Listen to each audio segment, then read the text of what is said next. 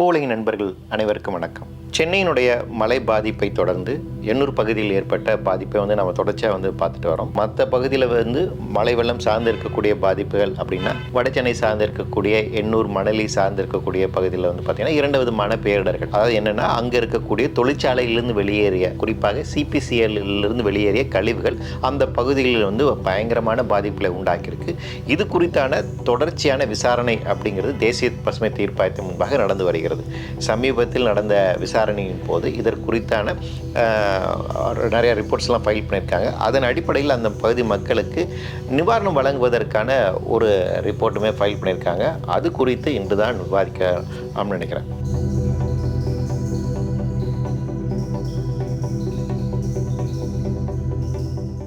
இந்த சம்பவம் நடந்தது, அதாவது இந்த பெருமழைக்கு பின்பாக 4ஆம் தேதி அன்னைக்கு பார்த்தீங்கன்னா, அந்த பகுதியில் எண்ணூர் சார்ந்து இருக்கக்கூடிய அந்த எண்ணூர் க்ரீக்னு சொல்லக்கூடிய அந்த பகுதியில் அதிகப்படியான எண்ணெய் கழிவுகள், கச்சா எண்ணெய் கழிவுகள் அந்த பகுதியில் கூடிய மக்கள் பார்க்குறாங்க. உடனடியாக இது குறித்து அதிகாரியிடம் கம்ப்ளைண்ட் பண்ணுறாங்க. அதன் பின்பாக பொல்யூஷன் கண்ட்ரோல் போர்டு நேரடியாக அந்த இடத்தெல்லாம் இன்ஸ்பெக்ட் பண்ணுறாங்க. அவங்க என்னென்ன பிரச்சனை ஏற்பட்டிருக்கு என்பதெல்லாம் ஆய்வெல்லாம் மேற்கொள்கிறாங்க. இதுக்கு பின்பாக ஊடகத்தில் இந்த விஷயம் வெளியே தெரிய ஆரம்பிக்குது. அதற்கு பின்பாக தேசிய பசுமை தீர்ப்பாயம் தாமாக முன் ஒரு வழக்கை பதிவு செய்கிறாங்க. அதன் அடிப்படையில் இந்த எண்ணெய் கழிவுகளை உடனடியாக அகற்றுவதற்கான ஒரு குழுவை நியமிக்கிறாங்க. அவர்களுடைய மேற்பார்வையில் இந்த ஆயில் ஸ்பில் அப்படிங்கிறது கம்ப்ளீட்டாக மேனேஜ் பண்ணணும் அப்படிங்கிற டைரக்ஷன்ஸ் தர்றாங்க. இப்போ இந்த நிகழ்வுக்கு பின்பாக தேசிய பசுமை தீர்ப்பாயத்தினுடைய இந்த உத்தரவுக்கு பிறவாக தொடர்ச்சியான விசாரணை வருகிறது. கடைசியான விசாரணை பார்த்திங்கன்னா 21ஆம் தேதி வந்திருக்கு. அந்த 21ஆம் தேதி, இந்த 4ஆம் தேதியில் ஆரம்பித்து இந்த 21ஆம் தேதி வரைக்கும் நடந்த இந்த நிகழ்வுகள் இருக்கலாம், இது ரொம்ப ஒரு முக்கியமான ஒரு விஷயமாக பார்க்குறேன். ஏனென்றால் மற்ற பகுதியில் மக்கள் எதிர்கொள்கின்ற அந்த பேரிடர்கள், அவர்களுக்கான ஒரு காம்பன்சேஷன், அவர்களுக்கான நிவாரணம், அவருக்கான ரிலீஃப் அப்படிங்கிறது வேறு மாதிரி நம்ம கணக்கிட வேண்டிய ஒரு தேவை இருக்குது. ஆனால் இந்த பகுதியில் ஏற்பட்டக்கூடிய பாதிப்பு, இவர்களுக்கான ரிலீஃப், இவர்களுக்கான காம்பன்சேஷன், இவர்களுக்கான வாழ்வாதாரம் சார்ந்து இருக்கக்கூடிய நிவாரணம் அப்படிங்கிறது வேறு விதமான பிரச்சனையாக இருக்குது. ஏன்னா இங்கே ஏற்பட்டிருக்கிறது இண்டஸ்ட்ரியல் ஆக்சிடென்ட் ப்ளஸ் ஒரு நேச்சுரல் டிசாஸ்டர். மற்ற பகுதியில் இருக்கக்கூடியது பார்த்திங்கன்னா எல்லாமே நேச்சுரல் டிசாஸ்டர் சார்ந்து இருக்கக்கூடிய பிரச்சனைகள். அப்போ இரண்டு விதமான பிரச்சனைகளுக்கு இந்த இரண்டு விதமான பிரச்சனையை எதிர்கொள்ள வேண்டிய அம்சம் அந்த பகுதி மக்களுக்கு இருக்குது. அப்போ அவர்களுக்கான நிவாரணம் அப்படிங்கிறது எப்படிங்கிற ஒரு கேள்வி இருக்குது. இதில் அடிப்படையில் நம்ம புரிஞ்சு கொள்ள வேண்டிய விஷயம் என்னென்னா, இந்த மாதிரி ஒரு ஆயில் ஸ்பில் அப்படிங்கிறது ஏற்படுகின்ற போது, இந்த மாதிரி எண்ணெய் கழிவு அப்படிங்கிறது வெளியேறுகின்ற போது அவற்றை மேலாண்மை செய்வதற்கு என்ன மாதிரி சட்டத்திட்டங்கள் இருக்க வேண்டும் அப்படிங்கிறத 1996 தேசிய அளவிலான ஒரு பாலிசி கொண்டு வந்தாங்க. அந்த பாலிசிக்கு பேர் பார்த்தீங்கன்னா national oil spill disaster contingency plan அப்படின்னு. 1996 இது என்ஃபோர்ஸ் வருது. இந்த சட்டம் நடைமுறைக்கு வந்ததுக்கு பின்பாக இந்த பாலிசியின் அடிப்படையில் ஒவ்வொரு மாநிலத்திலும் இருக்கின்ற அரசாங்கம் அவர்களுக்கு ஏற்றார்கள் இப்படி ஒரு கண்டிஜென்சி பிளான் உருவாக்கணும் அப்படின்னு சொன்னாங்க. ஆனால் இன்றைய வரையில் தமிழகத்தில் இப்படியான ஒரு கண்டிஜென்சி பிளான் இல்லை. 2017ஆம் ஆண்டு இதற்கான ஒரு டிராஃப்ட் ஒன்றிய அரசாங்கத்தில் அனுப்பி வைக்கிறாங்க. ஒன்றிய அரசாங்கம் இதுவரைக்கும் அந்த டிராஃப்டை ஃபைனலைஸ் பண்ணாமல் இருக்காங்க. ஸோ அப்போ ஆஸ் ஆன் டுடே நாம் என்ன புரிந்து கொள்ள வேண்டிய தேவைன்னா, இந்த மாதிரி ஒரு எண்ணெய் கழிவு இன்சிடென்ட் நடக்கும்போது, எண்ணெய் கழிவு கச்சா சார்ந்திருக்கக்கூடிய, கச்சா பொருள் சார்ந்திருக்கக்கூடிய கழிவுகள் நீர்நிலையில் கலக்கின்ற போது அவற்றை மேலாண்மை செய்வதற்காக, அவற்றை தடுப்பதற்கான போதுமான சட்டத்திட்டங்கள், போதுமான பாலிசிஸ் நம்மகிட்ட இல்லை. நம்பர் 1 பிரச்சனை அது. இரண்டாவது, அப்படி நிகழ்ந்ததுக்கு பின்பாக அந்த பாதிப்புகளை மேலாண்மை செய்வதற்காக, அந்த பகுதியில் கூட கழிவுகளை அகற்றுவதற்கான ட்ரைன்டு பர்சன்ஸ், இதற்கான பயிற்சி பெறப்பட்ட நபர்கள் நம்ம தமிழக அரசாங்கத்திடம் இருக்கான்னு கேட்டிங்கன்னா அதுவும் இல்லை. இதுக்கான போதுமான எக்யூப்மெண்ட்ஸ் நம்மகிட்ட இருக்குதா அப்படின்னு கேட்டிங்கன்னா இல்லை. கடந்த 2017ஆம் ஆண்டு இதே போல் 2 கப்பல்கள் மோதி கொண்டதன் மூலமாக கச்சா கழிவு அப்படிங்கிறது வெளியேறிச்சு. அப்போ நாம் என்ன பண்ணணும்னு பார்த்தீங்கன்னா, பக்கெட்டை வச்சு அங்கே இருக்கக்கூடிய கழிவுகளை அகற்றிட்டு இருந்தோம். தற்போது பார்த்தீங்கன்னா மக்கை வச்சு அள்ளிக்கிட்டு இருக்கோம். அப்போ இந்த இடத்துல இன்னும் ரொம்ப மோசம் என்னன்னு பார்த்தீங்கன்னா, இங்கே 2023ஆம் ஆண்டு இந்த பாதிப்பின் போது இந்த கழிவுகள் அகற்றுவதற்கு அங்க இருக்கக்கூடிய ஏழை எளிய மக்கள், அந்த மீனவ மக்கள், அவர்களை பயன்படுத்துறாங்க. அவர்களுக்கு எந்த விதமான பாதுகாப்பு சார்ந்த உபகரணங்களும் கொடுக்காம, அவங்களுக்கு அணுதான கிளவுஸஸோ இல்லை பூட்ஸோ எதுவுமே கொடுக்காம வெறுங்கையால் இந்த கழிவுகளை அகற்றுகின்ற வேலையை தமிழக அரசாங்கம் செய்தது. ஸோ தமிழக அரசாங்கத்தினுடைய மேற்பார்வையில் இந்த மக்கள் இந்த கழிவு சார்ந்திருக்கக்கூடிய அகற்றுவதற்கான வேலைகளை பயன்படுத்தப்பட்டாங்க. அவங்க ஆபத்தான நிலைமையில் இந்த வேலைகளை செய்வதற்கான வகையில் அவர்கள் செயல்படுத்தப்பட்டாங்க. இதை வந்து தேசிய பசுமை தீர்ப்பாயம் கண்டனம் தெரிவித்தது. ஸோ எந்த விதமான பாதுகாப்புக்கான கருவிகளும் இல்லாமல் இந்த மக்களை இந்த பணியில் அமர்த்துவது என்பது சரியாக இருக்காது. ஏன் அப்படின்னா இந்த ஆயில் ஸ்லெட்ஜஸ் அப்படிங்கிறது நிறைய கெமிக்கல் காம்பனன்ட்ஸ் இருக்கக்கூடியது. அதில் நிறையா ஹசார்டஸான மெட்டீரியல்ஸ் வந்து இருக்குது. இவை அனைத்துமே எண்ணெய் கழிவு கச்சாயிலிருந்து வரக்கூடிய கழிவுகள். இவற்றை சுவாசிக்கின்ற போதோ அல்லது இவர்கள் நம்ம தோல் மேலே படுகின்ற போதோ பல்வேறு விதமான பிரச்சனைகளை உண்டாக்கக்கூடும். இதில் இருக்கக்கூடிய நிறைய கேன்சர்ஸ், இதில் இருக்கக்கூடிய நிறைய காம்பனன்ட்ஸ் வந்து பார்த்திங்கன்னா கேன்சரை உண்டாக்க வல்லமை தக்கதாக இருக்கின்றது. அப்போ இவ்வளோ ஆபத்து இருக்கின்ற போது இது ஹைலி இன்ஃப்ளேமபிளாக எளிதில் தீப்பற்றி கொள்ளக்கூடியது.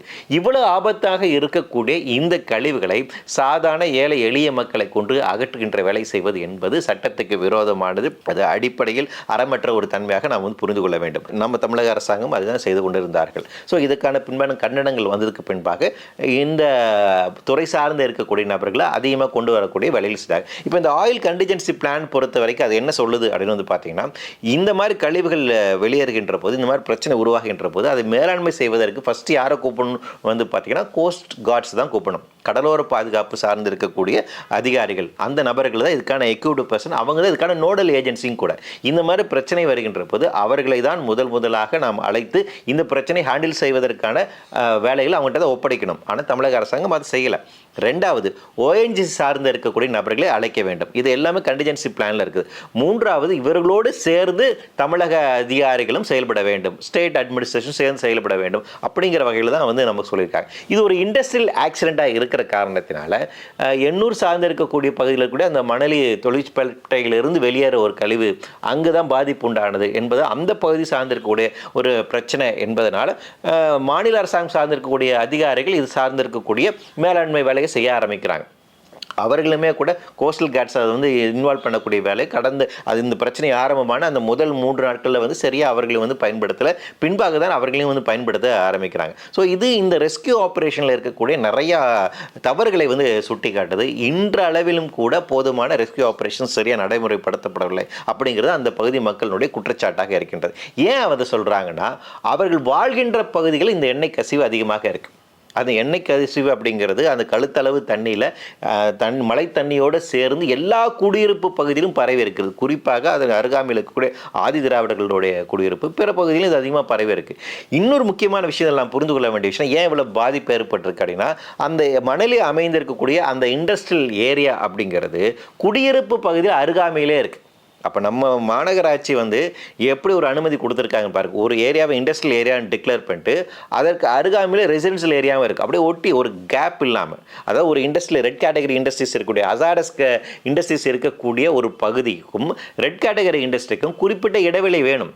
ரெண்டும் ரொம்ப அருகாமையில் இருக்க வேணாம், அலோவ் பண்ண முடியாது. ஆனால் இந்த மணலியை பொறுத்த வரைக்கும் மணலியினுடைய அந்த இண்டஸ்ட்ரியல் காம்ப்ளெக்ஸ்க்கு அருகாமையிலேயே குடியிருப்பு பகுதிகள் இருக்கின்றன. வித்தின் 1 கிலோமீட்டர் ரேடியஸ்க்குள்ளாகவே இருக்கின்றது. அதனால தான் இவ்வளோ அதிகமான பாதிப்பு. அவள் அருகாமையில் இருக்கின்ற ஒரு காரணத்தினால இங்கிருந்து வெளியேறக்கூடிய கழிவுகள் மழை தண்ணீரோடு சேர்ந்து எல்லா குடியிருப்பு பகுதியிலும் பரவிடுச்சு. அது எல்லா இடத்துலையுமே அப்படியே படிஞ்சிருக்கு.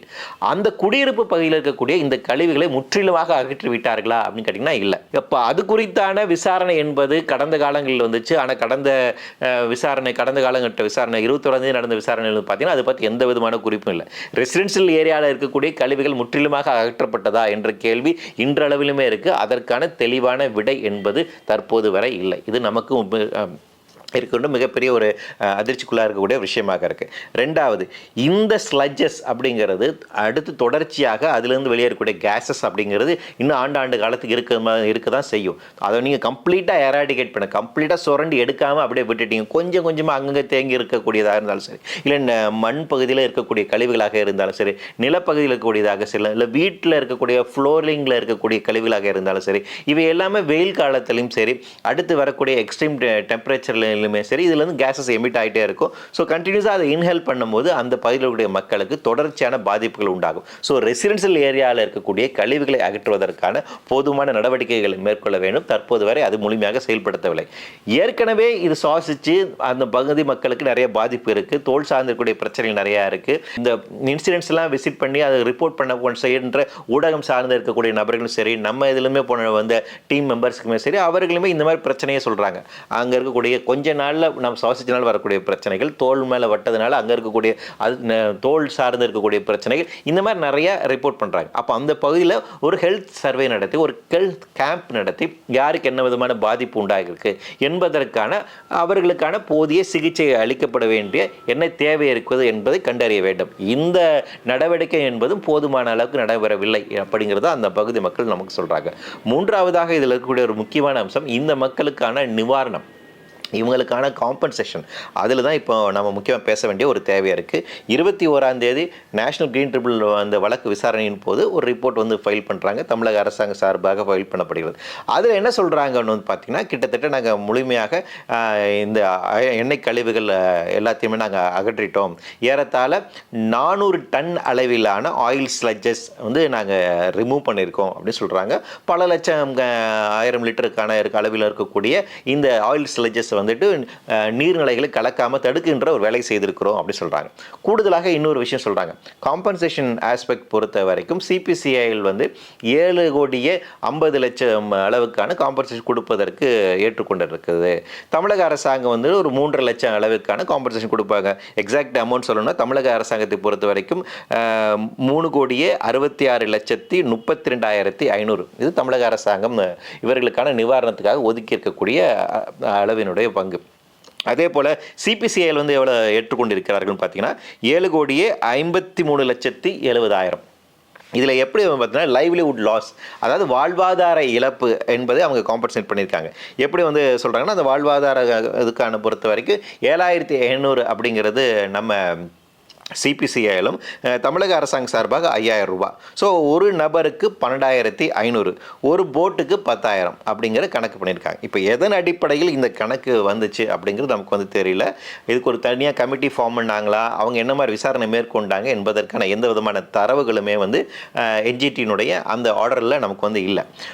ஸோ மாநில அரசாங்கம் இதெல்லாம் சொல்லியிருக்காங்கன்னு மட்டும்தான் தெரியுது. அப்போ இந்த இடத்துல இது வந்து போதுமானதா, இது வந்து இன்ட்ரீம் காம்பன்சேஷனா அல்லது இன்னும் மேலும் வந்து இவங்களுக்கு காம்பன்சேஷன் மேலும் கொடுக்க போகிறாங்களா, இல்லை இது இவ்வளோதானா ஃபைனல் காம்பன்சேஷனா அப்படிங்கிற தெளிவுமே நம்மகிட்ட வந்து இல்லை. இந்த இடத்துல ஒரு விஷயம் நம்ம சொல்லணும், 2017 இந்த எண்ணெய் கச்சா கழிவு அப்படிங்கிறது ஏற்பட்ட போது அப்போ வந்து இருக்கக்கூடிய அந்த கப்பல் துறைமுகம், அந்த கப்பல் கம்பெனிஸ்க்கு அகேன்ஸ்டான ஒரு கேஸ் ஃபைல் பண்ணாங்க. அவங்க என்ன சொன்னாங்கன்னு வந்து பார்த்தீங்கன்னா, அவங்க காம்பன்சேஷன் கொடுக்குறோன்னு சொன்னாங்க. அதன்படி அப்போது என்ன ஒரு ஃபிக்ஸேஷன் அப்படிங்கிறது நடந்துச்சு பார்த்தீங்கன்னா, கிட்டத்தட்ட 240 கோடி வந்து காம்பன்சேஷன் நிர்ணயிக்கப்பட்டது. அப்போ 240 கோடி ரூபாய் அந்த கப்பல் கம்பெனி மேலே காம்பன்சேஷனுக்கான நிவாரண தொகையாக நிர்ணயிக்கப்பட்டு, அதன் அடிப்படையில் அதிலிருந்து அந்த 240 கோடி ரூபாயில் வந்து பார்த்தீங்கன்னா 141 கோடி என்பது மீனவர்களுக்கான மீட்புக்கான விஷயமாக கொடுக்கப்பட்டது, அவர்களுக்கான காம்பன்சேஷனாக கொடுக்கப்பட்டது.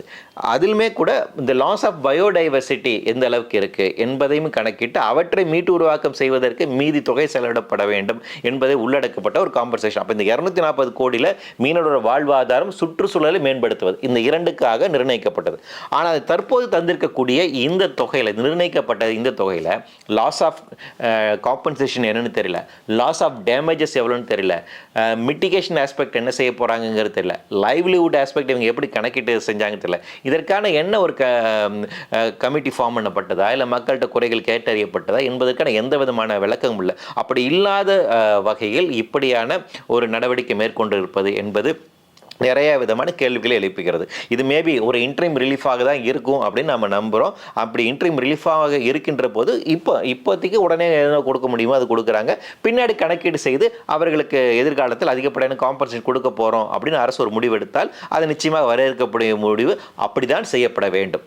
ஸோ அப்படி இல்லாமல் இருப்பது என்பது நிறைய கேள்விகளை நிச்சயமாக உண்டாக்கும் அப்படிங்கிறத நம்ம இந்த இடத்துல மக்கள் முன்பாக வைத்து விடுகிறோம். கூடுதலாக அந்த பாதிப்பு அடைந்திருக்கக்கூடிய தனி மக்களுக்கு அவர்களுக்கான உரிமை இருக்குது, அவங்களுமே இந்த கேஸில் இம்ப்ளீட் ஆகியிருக்காங்க. ஸோ இண்டிவிஜுவலாக அவர்களுடைய லாஸ் ஆஃப் எக்காலஜிக்கு அவங்க கிளைம் பண்ணலாம். அந்த விவகாரம் தொடர்ச்சியாக அடுத்தடுத்து நடக்கும் அப்படின்னு எதிர்பார்க்குறோம். ஸோ இந்த வழக்கு எந்த அளவுக்கு போகுது அப்படிங்கிறத நாம் வந்து பார்த்து அதன் பின்பாக நாம் இது குறித்தான முடிவுக்கு வரலாம். இறுதியாக ஒரு விஷயத்தை நம்ம சொல்ல வேண்டிய ஒரு தேவையாக இருக்குது. இப்போ இந்த பேரிடரை பொறுத்த வரைக்கும் மனிதர்கள் சார்ந்திருக்கக்கூடிய இழப்பு, அவர்களுக்கான நஷ்டஈடு என்பது போதுமானதாக போய் சேரல. அதற்காக அவர்களுக்கு போராடுவதற்கான வாய்ப்பு இருக்குது. குரல் கொடுக்கலாம், அதை மீட்டுருவாக்கம் செய்யப்பட வேண்டும், அவர்களுக்கு கொடுக்கப்பட வேண்டும், எந்த விதமான மாற்று கருத்தும் இல்லை. கூடுதலாக இதில் பேசப்படாத ஒரு முக்கியமான விஷயம் இருக்கலாம், அந்த லாஸ் ஆஃப் பயோடைவர்சிட்டி.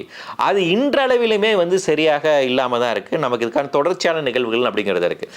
2013ஆம் ஆண்டு ஸ்டெர்லைட் வழக்கில் ஸ்டெர்லைட்டை திறப்பதற்கான உத்தரவை உச்சநீதிமன்றம் வழங்கிய போது 2013ஆம் ஆண்டு அதில் அவர்கள் ஒரு விஷயத்தை குறிப்பிட்டாங்க. ஸ்டெர்லைட் தவறு செய்திருக்கு, சுற்றுச்சூழலை பாழ்படுத்தியிருக்கு, சட்டத்துக்கு புறந்தமாக நடந்திருக்கார்கள். இருந்தாலும் அதை நாங்கள் ஷட் டவுன் பண்ணாமல் ரன் பண்ண அலோவ் பண்ணுறதுக்கான முக்கியமான ஒரு காரணம் என்ன, எக்கனாமிக்கல் தான். எக்கனாமிக்கல் ரீசன் தான், தேசத்துக்கு வருவாய் வேண்டும், அதுக்காக நாங்கள் அலோவ் பண்ணுறோம் அப்படின்னு சொன்னாங்க. அப்படி சொல்லிட்டு சுற்றுச்சூழலை பாழ்படுத்தியதற்காக 100 கோடி ரூபாய் அவங்களுக்கு ஃபைன் பண்ணாங்க. இந்த 100 கோடி ரூபாய் என்பது ஒரு இனிஷியலான ஒரு ஃபைன் தான். இன்னும் தேவைப்பட்டால் எதிர்காலத்தில் அவங்களுக்கு நிறைய நீங்கள் ஃபைன் பண்ணி அங்கே இருக்கக்கூடிய சுற்றுச்சூழலை மீட்டுருவாக்கம் செய்வதற்கான நடவடிக்கை நீங்கள் மேற்கொள்ள வேண்டும் அப்படிங்கிறது அந்த உத்தரவாக இருந்துச்சு. ஆனால் அதற்கு பின்பாக 100 கோடி ரூபாய்க்கு மேலே ஒரு பைசா கூட ஸ்டெர்லைட்டுக்கு அகைன்ஸ்டாக ஃபைன் பண்ணல. அந்த மாவட்ட நிர்வாகம் சரி, பொல்யூஷன் கண்ட்ரோல் போர்டும் சரி, அந்த 100 கோடி ரூபாயை பயன்படுத்தி அங்கே இருக்கக்கூடிய சுற்றுச்சூழலை மீட்டுருவாக்கம் வேலைகள் செய்திருக்கோமா அப்படின்னு கேட்டால் அதுவும் கிடையாது. 2017 நடந்த அந்த ஆயில் ஸ்பில்லேஜுக்கு பின்பாகவும் அங்கே இருக்கக்கூடிய அந்த மெரின் எக்கோசிஸ்டத்தை பாதுகாப்பதற்கான மீட்டுருவாக்கம் செய்வதற்கான வேலைகள் செய்யப்பட்டதா, மேற்கொள்ளப்பட்டதா என்றால் அதுக்கும் போதுமான விவரங்கள் இல்லை. அப்போ என்னென்னா, இந்த மாதிரி ஒரு இண்டஸ்ட்ரியல் ஆக்சிடென்ட்ல இருந்து சுற்றுச்சூழலை பாழ்படுத்துகின்ற போது, சூழலை மிக அளவில் பாதிப்புக்குள்ளாகின்ற போது அவற்றை மீட்டுருவாக்கம் செய்வதற்காக சேமிக்கப்படுகின்ற அந்த ஃபண்ட், அதனுடைய ஆக்டிவிட்டி, அது சார்ந்து உண்மையிலே சுற்றுச்சூழல் மீட்டுருவாக்கம் செய்யப்படுகின்றதா, அந்த மீளாய்வு செய்யப்படுகின்றதா, அதனுடைய ஒரிஜினல் பொசிஷனுக்கு அது வருதா, அந்த பாதிப்பிலிருந்து மீண்டெழுந்து அது மீண்டும் பழைய நிலைமைக்கு பல்லுயிர்கள் வாழக்கூடிய ஒரு பகுதியாக அது மாற்றப்படுகிறதா அப்படிங்கிற ஒரு கேள்வி இருக்குது. எந்த ஒரு இயற்கை பேரிடருக்கு பின்பாகவும் அல்லது இப்படியான ஒரு இண்டஸ்ட்ரியல் பேரிடருக்கு பின்பாகவும் அதனுடைய ஒரிஜினல் பொசிஷனுக்கு வரணும். அதுக்கு முன்பாக அது எப்படி இருந்துச்சோ அந்த உண்மையான நிலைக்கு திரும்பி வருவது என்பதை ரெசிலியன்ஸ் அப்படின்னு சொல்லுவாங்க. ஸோ அந்த முறைக்கு நாம் எப்போது செல்ல போகிறோம் அப்படிங்கிற ஒரு கேள்வி இருக்குது. எனவே இது சார்ந்து நாம் தொடர்ச்சியாக விவாதிக்க வேண்டிய அம்சங்களும் நிறையாவே இருக்கின்றது. எதிர்காலத்தில் தொடர்ச்சியாக விவாதிப்போம். நன்றி.